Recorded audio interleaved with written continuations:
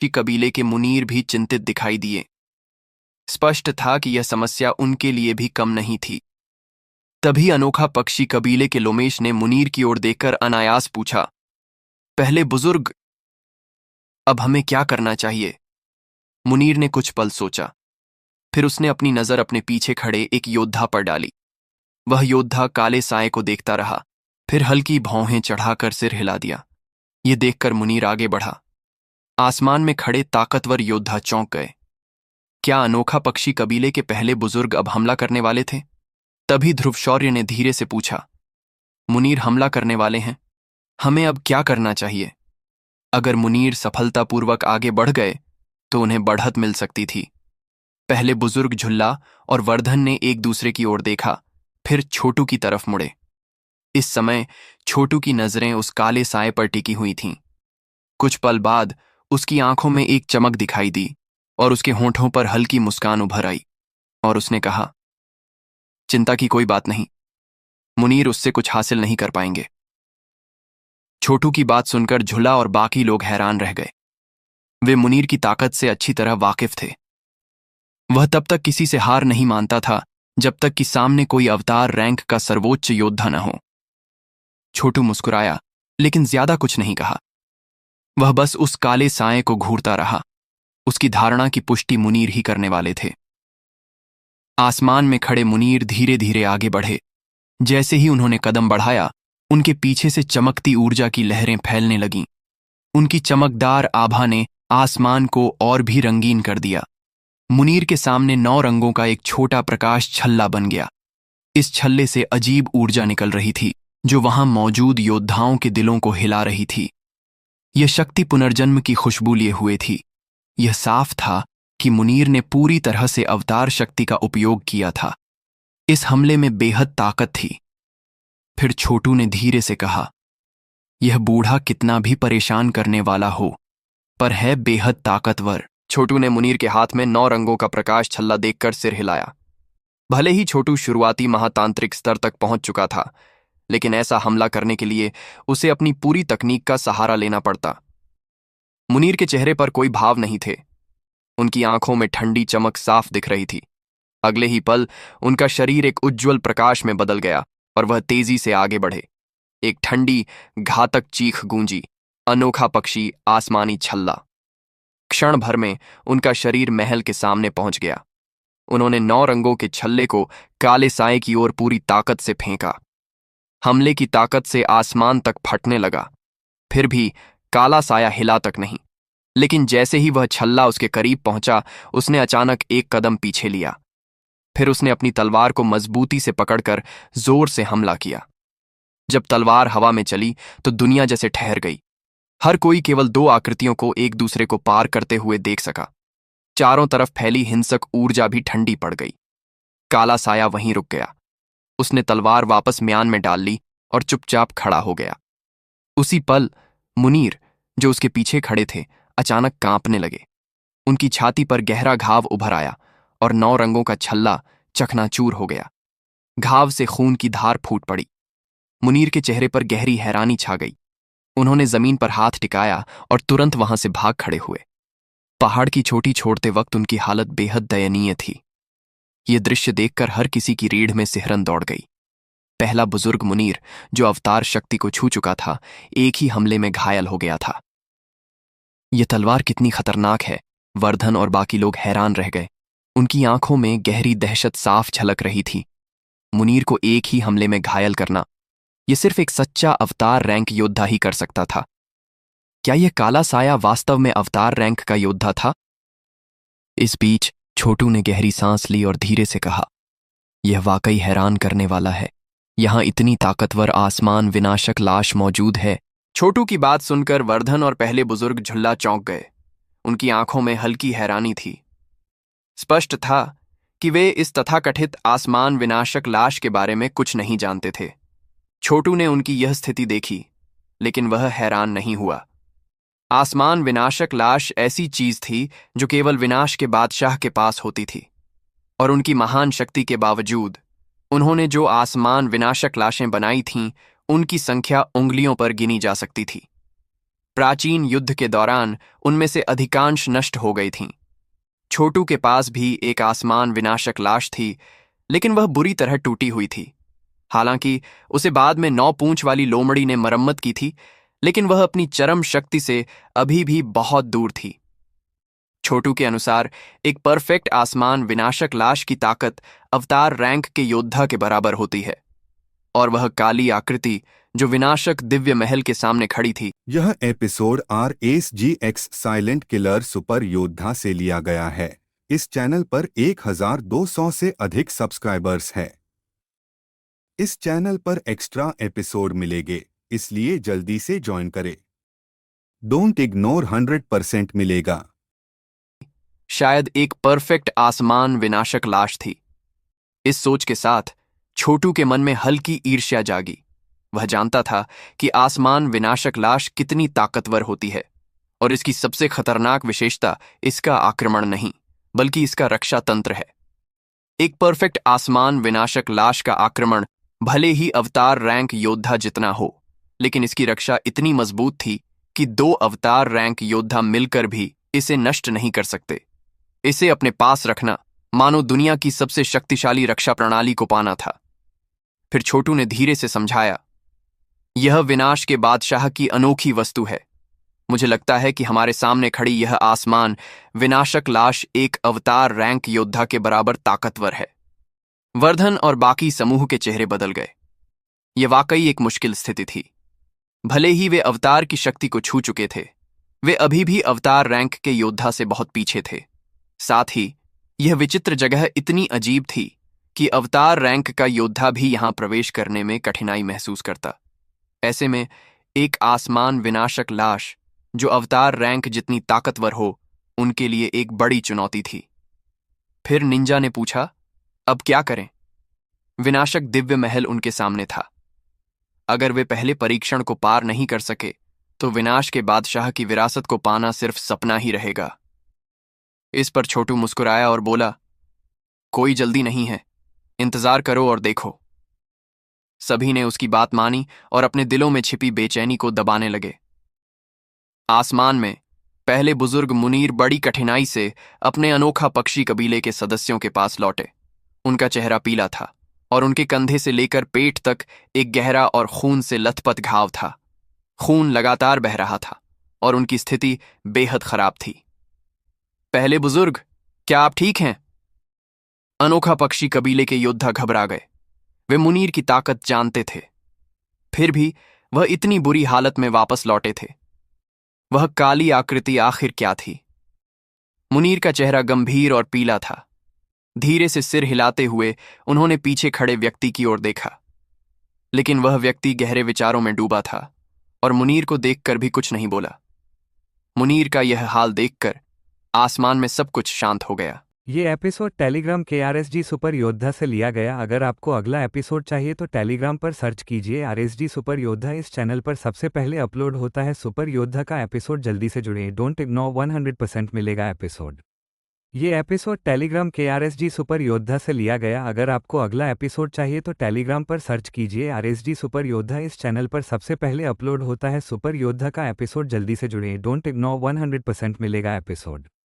ये episode Telegram के RSG super योद्धा से लिया गया। अगर आपको अगला एपिसोड चाहिए तो टेलीग्राम पर सर्च कीजिए RSG सुपर योद्धा। इस चैनल पर सबसे पहले अपलोड होता है सुपर योद्धा का एपिसोड। जल्दी से जुड़िए। डोंट इग्नोर 100% मिलेगा एपिसोड। वहां मौजूद शक्तिशाली योद्धा अब विनाशक दिव्य महल के सामने खड़े उस काले साये को घूर रहे थे, लेकिन कोई भी हिम्मत करके आगे नहीं बढ़ा। हालांकि यह शांति लंबे समय तक नहीं टिकने वाली थी। आखिरकार इतने सारे योद्धाओं में से बहुत कम ऐसे थे जो विनाश के बादशाह की विरासत के प्रलोभन को नजरअंदाज कर सकते थे। थोड़ी देर सोचने के बाद कुछ शक्तिशाली योद्धाओं ने अपने दांत भींचे और कदम आगे बढ़ाए। हालांकि ये शक्तिशाली योद्धा अब सतर्क हो चुके थे और बिना सोचे समझे आगे नहीं बढ़ रहे थे। इसके बजाय वे धीरे धीरे विनाशक दिव्य महल की ओर बढ़े। कुछ बार परीक्षण करने के बाद उन्हें समझ आ गया कि वह काली आकृति केवल उन लोगों को रोकती है जो विनाशक दिव्य महल के 1000 फीट के दायरे में प्रवेश करते हैं। यह पता चलते ही कई शक्तिशाली योद्धाओं ने राहत की सांस ली। अब यह साफ हो गया कि वह काली आकृति कुछ निश्चित नियमों का पालन करती थी। आसमान में शैतानी चिड़िया कबीले के सदस्य एक साथ खड़े थे। यतिन काली आकृति को घूर रहा था और उसकी आंखों में हल्की चमक थी। स्पष्ट था कि वह कोई समाधान सोच रहा था। फिर यतिन ने थोड़ी देर सोचने के बाद जोर से कहा, पहले बुजुर्ग झुला, पहले बुजुर्ग मुनीर, भाई वर्धन और छोटे दोस्त ध्रुव, हम में से कोई अकेले इस स्थिति को संभाल नहीं सकता। क्यों ना हम सब मिलकर इस काली आकृति को काबू करने की कोशिश करें? आप सबका क्या कहना है? मुनीर ने यह सुनकर कुछ देर सोचा, फिर उसने अपने पीछे खड़े लोगों की ओर देखा और अंततः सिर हिला दिया। उसने खुद देखा था कि यह रहस्यमय काली आकृति कितनी ताकतवर थी, इसलिए वह जानता था कि अकेले इसे पार करना बहुत मुश्किल है। पहले बुजुर्ग झुल्ला ने वर्धन की ओर देखा और दोनों ने एक दूसरे से सहमति जताई। इसके बाद उन्होंने छोटू की ओर देखा, क्योंकि वही अकेला था जिसे इस रहस्यमय काली आकृति के बारे में थोड़ा बहुत पता था, इसलिए उनकी राय सुनना सबसे सही था। फिर छोटू मुस्कुराया और कहा, भले ही हम सब मिलकर कोशिश करें, फिर भी उस आसमान विनाशक लाश से पार पाना आसान नहीं होगा, लेकिन संख्या में ज्यादा होने के बावजूद उस आसमान विनाशक लाश से पार पाना, जो एक अवतार रैंक योद्धा के बराबर थी, आसान नहीं था। फिर छोटू ने रुककर कहा, हालांकि हम साथ मिलकर उसे हरा नहीं सकते। हम ऐसा कर सकते हैं कि उसके ध्यान भटकने से मौके का फायदा उठाकर विनाशक दिव्य महल में प्रवेश कर जाएं। वह आसमान विनाशक लाश शायद एक परीक्षण है। एक बार जब हम महल के अंदर प्रवेश कर लेंगे तो इसका मतलब होगा कि हमने परीक्षा पास कर ली। वर्धन और झुल्ला ने सिर हिलाया। साफ था कि छोटू की योजना यह थी कि दूसरों के प्रयासों का फायदा उठाकर सही समय पर विनाशक दिव्य महल में घुस जाए। फिर पहले बुजुर्ग झुल्ला ने कहा, सभी का यही इरादा होगा, तब यह इस पर निर्भर करेगा कि किसकी नजर सबसे तेज है। छोटू ने सहमति में सिर हिलाया। यतिन और मुनीर जैसे चालाक और अनुभवी योद्धा भी यही योजना बना रहे होंगे। कुल मिलाकर सब एक दूसरे का इस्तेमाल कर रहे थे।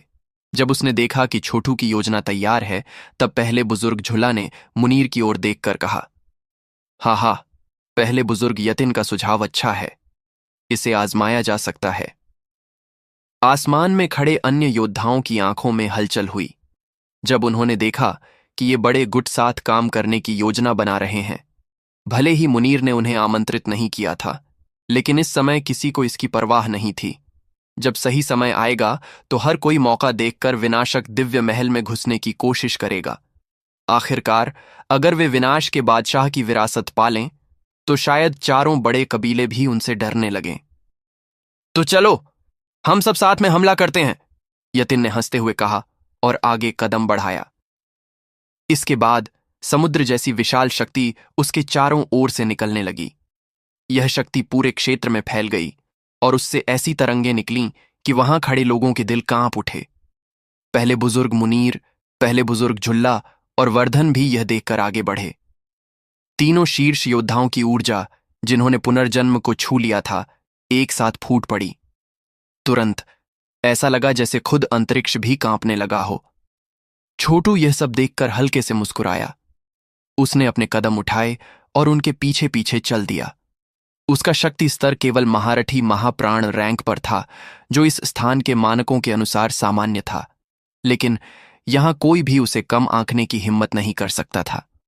आखिरकार अंधकारमय सिंह कबीले के लिहान जोड़ी को उसने एक के खिलाफ दो की लड़ाई में हरा दिया था, और यह खबर पहले ही फैल चुकी थी।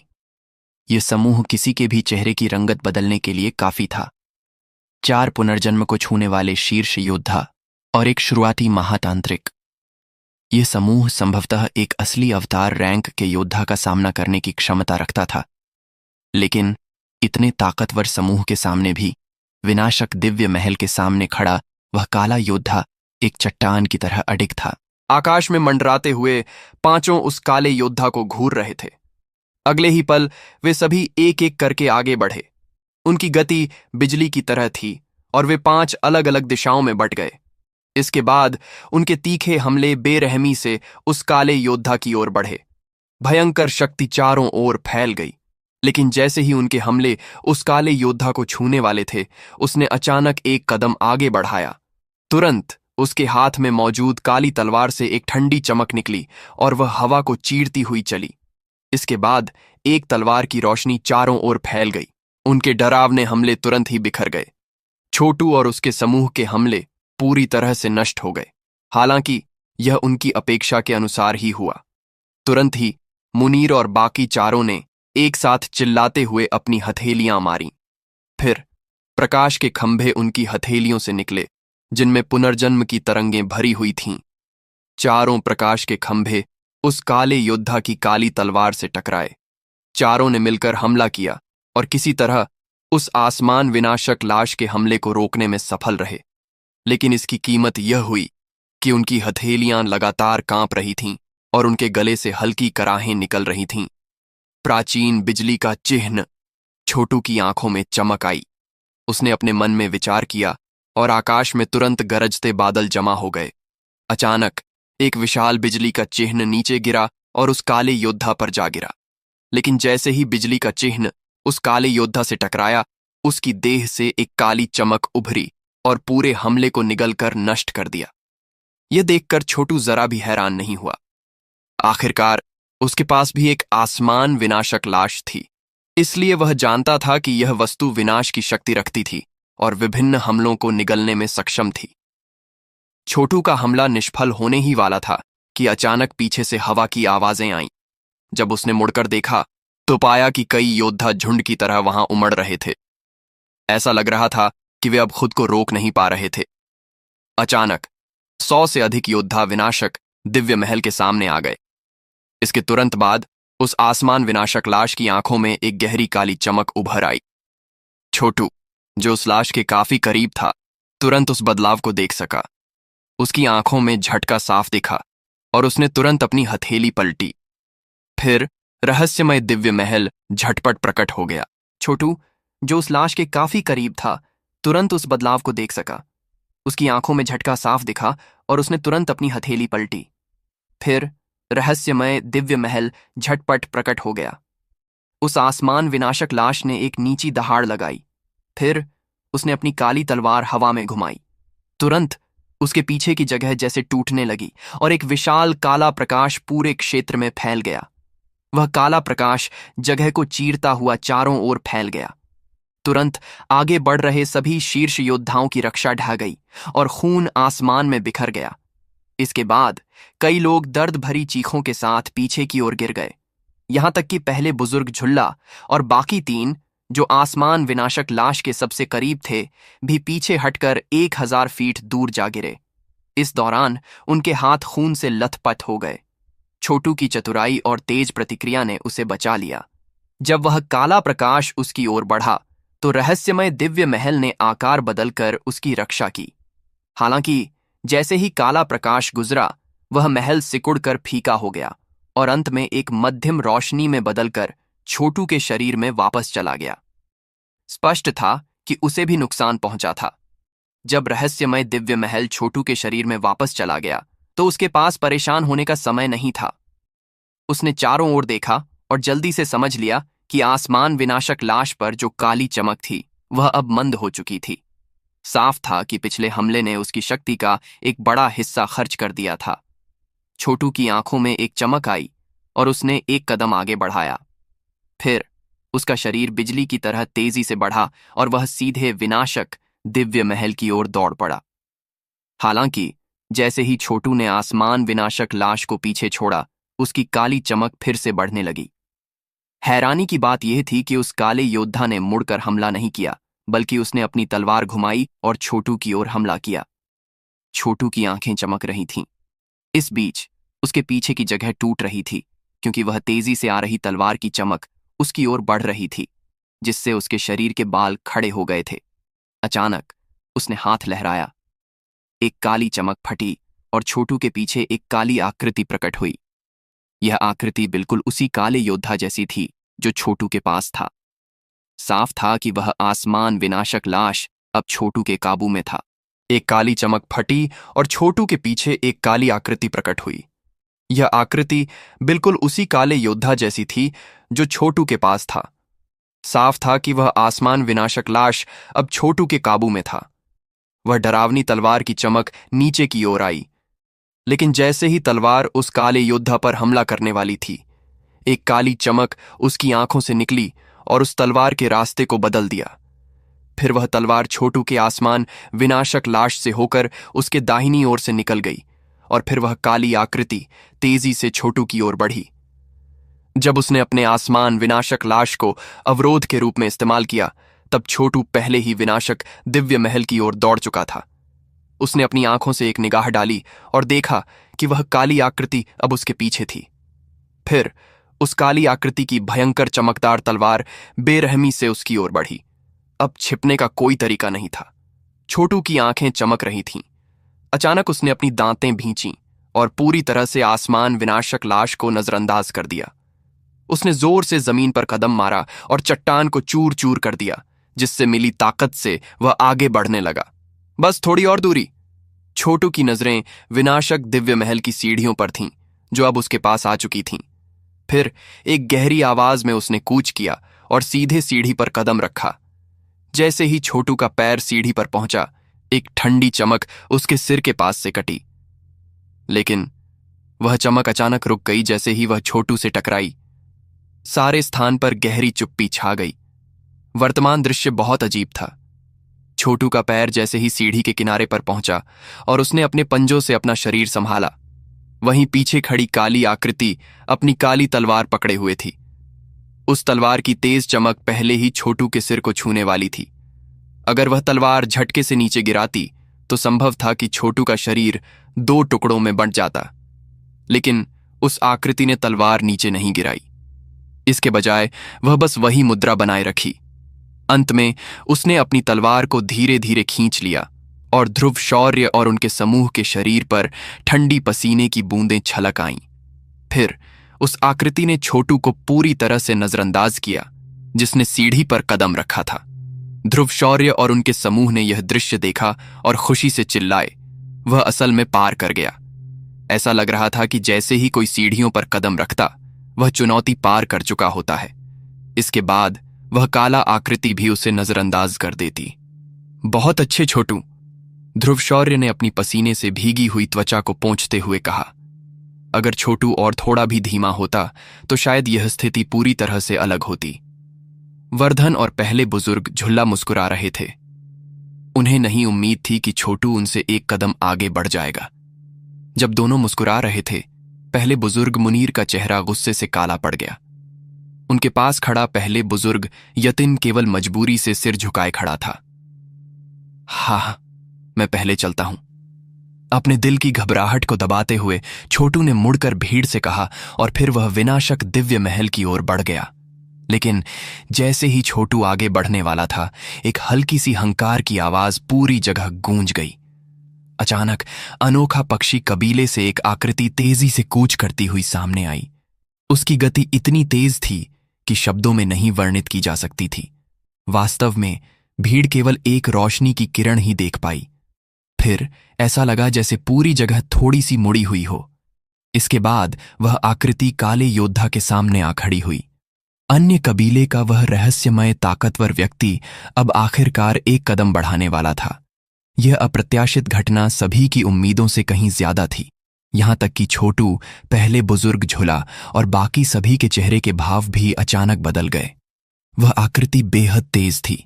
वे केवल आकाश में चमकती एक धुंधली सी काली दरार देख सके। हवा में एक काली दरार लहराती हुई आई और आसमान विनाशक लाश के सामने प्रकट हो गई। लेकिन जैसे ही वह बचने ही वाला था, आसमान विनाशक लाश के काले ब्लेड से अचानक काली रोशनी चमकी और उसने सामने वार किया। उस ब्लेड से अत्याचारी विनाश की शक्ति निकल पड़ी। काले ब्लेड की चमक बिजली की गति से वार कर रही थी। वह काली दरार कांपी और कपड़े फटने जैसी आवाज आई। आसमान विनाशक लाश के कारण वह आकृति जो अचानक आई थी, आखिरकार सामने आ गई। वह व्यक्ति लंबा था और उम्र में युवा लग रहा था। उसके बालों में एक शानदार चमक थी। उसकी आंखें भी चमकीली और रंगीन थीं, जिससे वह काफी आकर्षक लग रहा था। लेकिन उसका चेहरा बर्फ की तरह ठंडा था, जैसे उसमें कोई भावना ही न हो। इसी पल घनी बहुरंगी रोशनी उभरी जब इस आदमी ने अपनी हथेली बढ़ाई और उस काले ब्लेड की चमक को रोक लिया जो उसकी गर्दन काटने वाली थी। हालांकि इस हमले को रोकते हुए उसका हाथ थोड़ा कांप गया। अनोखा पक्षी कबीले के पीछे खड़े लोग यह देखकर चौंक गए और अनायास ही बोल पड़े, प्रधान बुजुर्ग। छोटू की आंखें कठोर हो गईं।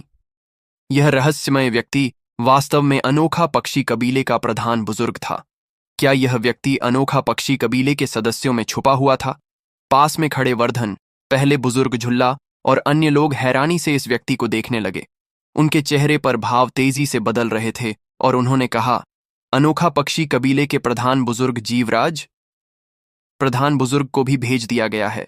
यह अप्रत्याशित है कि अनोखा पक्षी कबीला इतना उदार निकला। फिर यातिन ने धीरे से कहा, यह अजीब है। क्या ऐसा नहीं है कि अवतार रैंक का योद्धा इस क्षेत्र में प्रवेश नहीं कर सकता? छोटू का दिल यह सुनकर थोड़ा कांप गया। क्या यह व्यक्ति वास्तव में अवतार रैंक का शीर्ष योद्धा था? तभी प्रधान बुजुर्ग जीवराज ने हल्की मुस्कान के साथ उत्तर दिया, हाँ, अवतार रैंक का योद्धा सच में यहां नहीं आ सकता, लेकिन अगर कोई अपनी शक्ति को इंद्रजीत रैंक तक दबा दे तो आ सकता है। फिर पहले बुजुर्ग झुल्ला ने भौहें चढ़ाकर कहा, शक्ति दबाई जा सकती है, लेकिन अवतार रैंक के योद्धा की अवतार की लहर छुपाई नहीं जा सकती। इस पर जीवराज ने कहा, संयोग से हमारे कबीले के पास एक अनोखा खजाना है जो मेरी शक्ति को पूरी तरह से छुपा सकता है। फिर वर्धन ने होंठ टेढ़े कर ठंडे स्वर में ताना मारा, तुम्हारा अनोखा पक्षी कबीला सच में बहुत मोटी चमड़ी है। हमारे कबीले के अवतार रैंक योद्धाओं ने नियमों का पालन किया और हस्तक्षेप नहीं किया, लेकिन तुम जैसे बेशर्म ने नियमों का नकार दिया। क्या तुम भी विनाश के बादशाह की अमानत चाहते हो?